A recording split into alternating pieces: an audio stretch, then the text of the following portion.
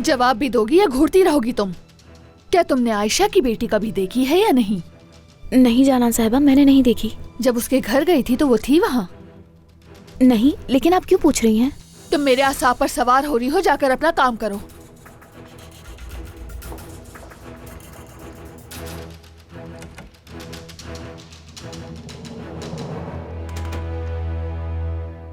जब इन्हें पता चलेगा कि सबा ही आयशा की बेटी है तो क्या करेंगी?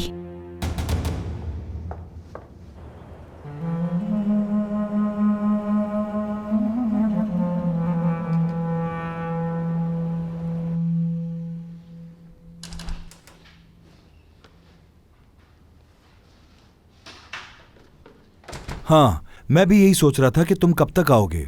मैंने देखा तुम दोनों बाहर साथ गए थे। क्या घर के बारे में कोई बात है? हसन, अब जब तुमने देख ही लिया है तो मैं तुमसे बिल्कुल भी झूठ नहीं बोलूंगा। हम बाहर खाना खाने गए थे और नसरीन भी मेरा शुक्रिया अदा करना चाह रही थी, तो मैंने सोचा कि खाना खा लेते हैं। अब उसको मना नहीं कर सका तो और क्या करूं। बस इतनी सी बात थी। समझ गया। तो गए कहाँ थे तुम लोग? साहिल पर खाना खाने गए थे। कबाब की दुकान पर गए? बिल्कुल। करीम, क्या तुम्हें वो लड़की पसंद है? क्या हो गया तुम्हें हसन? किस तरह की बातें कर रहे हो तुम? मुझे ऐसा लग रहा है जैसे मैं खुद को अपने सामने देख रहा हूं, क्योंकि जब मैंने भी पहली बार उज़लम के साथ मिलना शुरू किया था तो मैं भी बिल्कुल इन्हीं हालात से गुजर रहा था जिससे तुम इस वक्त गुजर रहे हो।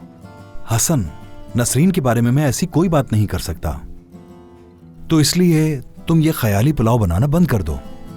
अगर तुम कह रहे हो करीम तो ठीक है, मुझे भी जाना होगा।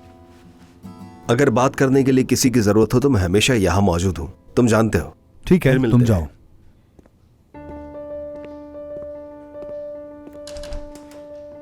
Hello. Hello Hasan uncle. Uncle, क्या मैं अंदर आ सकता हूं? आ जाओ।